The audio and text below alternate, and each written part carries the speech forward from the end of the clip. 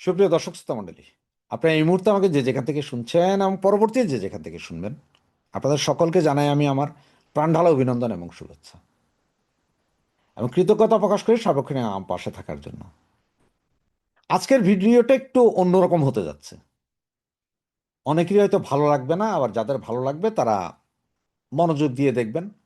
আপনাদের সময় খুব একটা বেশি না, 8-9 মিনিট। আপনি শুনতে না চাইলে জাস্ট বাজিয়ে রাখুন, আশপাশের লোকজনকে শুনতে দিন, তারা অন্তত শুনুক, কেউ না কেউ কাজগুলো করবে। থাম্বনেল এবং ব্যানারে দেখতে পাচ্ছেন যে আমি লিখেছি যে মাননীয় প্রধানমন্ত্রী তারেক জিয়া আপনার কাছে একটা বিশেষ অনুরোধ। জি, যদি আমার ভিডিওটা আমার বিএনপির কোনো ভাই বন্ধু দেখে থাকেন বা পরিচিত কেউ দেখে থাকেন, তাদেরকে বলবো যে আমার এই কথাটা আপনারাও বলুন, বা তারেক সাহেবের কাছ পর্যন্ত পৌঁছানোর একটু ব্যবস্থা করুন। সেটা হচ্ছে যে তারেক জিয়া, আপনি এখন বর্তমানে আপনি আমাদের দেশের প্রধানমন্ত্রী, কোড আনকোড প্রধানমন্ত্রী। কেউ মানুক চায় না মানুক, আপনার প্রধানমন্ত্রী, এটা সবাইকে স্বীকার করতে হবে। সাংবিধানিক বাধ্যবাধকতার কারণেই আপনার প্রধানমন্ত্রী, কেউ অস্বীকার করার উপায় নেই। তো আপনার কাছে আমার যে অনুরোধ, সে অনুরোধটা আসলে আপনাকে আমি এটা বলবো না যে আওয়ামী লীগের উপর থেকে নিষেধাজ্ঞা তুলে দেন, ওদের রাজনীতি করেন না। ভাই, এটা আপনার ব্যাপার বা আইনের ব্যাপার, জাহান্নাম এটা কি হবে না হবে সেটার বিষয় না। আপনাকে যে অনুরোধটা করছি সেটা হচ্ছে যে এই যে 17 জন বা 20 জন যে উপদেষ্টা পরিষদ এবং এই ছাত্রী সেনারা যে দুর্নীতি করেছে হাজার কোটি টাকার, এগুলোকে সবগুলোকে বাধার ব্যবস্থা করুন। এদের সকলকে বিদেশ যাওয়া থেকে বাধা দিন। এদের সকলের বিচার না হওয়া পর্যন্ত এরা যাতে এই দেশ ছাড়তে না পারে, এই ব্যবস্থাটা আপনি করুন। আজকে ঢাকা ইউনিভার্সিটি, ঢাকা বিশ্ববিদ্যালয়ের যে শিক্ষক কার্জন স্যার, তিনি ঘোষণা দিয়েছেন যে তিনি 4টা মামলা করবেন এই লুটেরাদের বিরুদ্ধে। ওনাকে সহযোগিতা করুন। আওয়ামী লীগের যেসব আইনজীবী আছে, ছাত্রী আইনজীবী, এরা কেউ সামনে আসার সাহস করবে না। এদের কারো সাহস নেই, এরা 17 বছর ক্রিম খেয়েছে।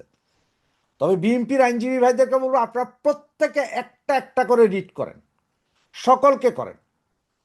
আমি প্রধানমন্ত্রী আপনাকে সম্মানের সহিত বলছি যে একটা কাজ করেন, এই যে থানা লুটের অস্ত্র, তারপর জেল ভেঙে যেসব সন্ত্রাসী কয়েদিগুলোকে বের করেছে, সাঁড়াশি অভিযান চালিয়ে এগুলো সবগুলোকে ধরেন। যদি ধরতে না পারেন তাহলে সামনে কিন্তু আপনারও বিপদ আছে। কারণ আপনি যদি মনে করেন যে না ভাই, এদের কারণে তো আমরা এসছিলাম, সুতরাং একটু ছেড়ে দেই, না। একটা কথা মনে মনে রাখেন যে এরা এমন এক কালসাপ, আজকে আপনাকে যদি বসাইতে পারে, কালকে কিন্তু আপনারা আবার ডুবাইতেও পারবে।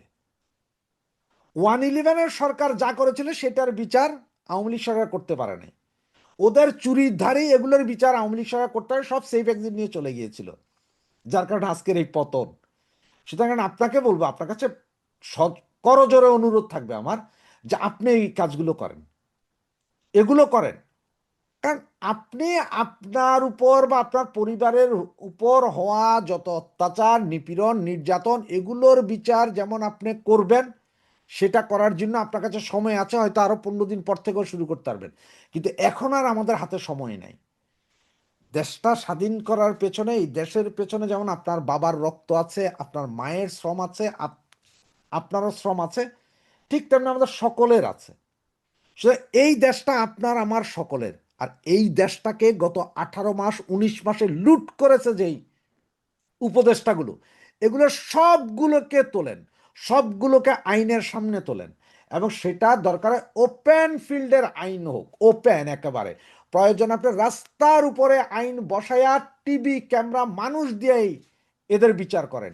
এরা কি কি দুর্নীতি করছে এটা দেখান। এতে আপনার সম্মান কমবে না, আপনার সম্মান বাড়বে। আপনার জনপ্রিয়তা কমবে না, আপনার জনপ্রিয়তা বাড়বে। এরা যে দেশটাকে লুট করে গেছে সেইটার প্রমাণ করে দেওয়ার সময় এখন। কারণ মানুষ এখনো ভুলে নাই, কিন্তু আগামী 6 মাস পরে এই উপদেষ্টাদের কি করেছে না করেছে সব ভুলে যাবে, কিচ্ছু মনে থাকবে না। তখন আপনাকে আবার প্রশ্ন করবে লেবুর দাম 100 টাকা হইল কেন। কারণ বাংলাদেশে এখন লেবুর দাম 100 টাকা, এইটা বড় কথা হয়ে গেছে। 17 মাসে যে আপনার 20 থেকে 30 বিলিয়ন ডলারের দুর্নীতি করে গেছে সেটা ভুলে যাচ্ছে। এখন আপনি ক্ষমতা এসে 3 দিন হয় নাই, লেবুর দাম কেন বাড়লো এটা নিয়ে আন্দোলনে নামা যাবে, কিন্তু ওনাদের দুর্নীতির কথা বলবে না। এখন আপনি যখন, আপনারা যখন বিভিন্ন জেলা উপজেলাতে যখন চেয়ারম্যান বা যেগুলো প্রশাসক নিয়োগ করছেন সেইটা নিয়ে কথা হচ্ছে। আর যখন হিজবুত তাহরির বড় নেতাকে বসিয়ে দেওয়া হচ্ছে ঢাকা সিটি কর্পোরেশনে, তখন কিন্তু আলোচনা এত হয় নাই। এগুলো বুঝেন একটু। সুতরাং আমি আপনাদের কাছে, যারা দেখেন আমার ভিডিও, তাদের কাছেও বলবো একটু আপনারা সকলে সোচ্চার হন। এবং মাননীয় প্রধানমন্ত্রী আপনাকেও বলছি যে আপনি প্লিজ এই কাজটুকু করেন।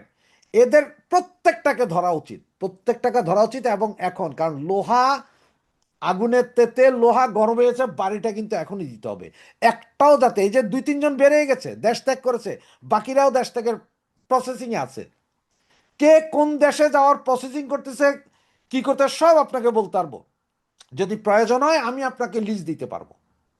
এদের সকলকে ধরেন, সবগুলোকে ধরেন, এদের দুর্নীতি যে কি পরিমাণ হয়েছে ধরেন।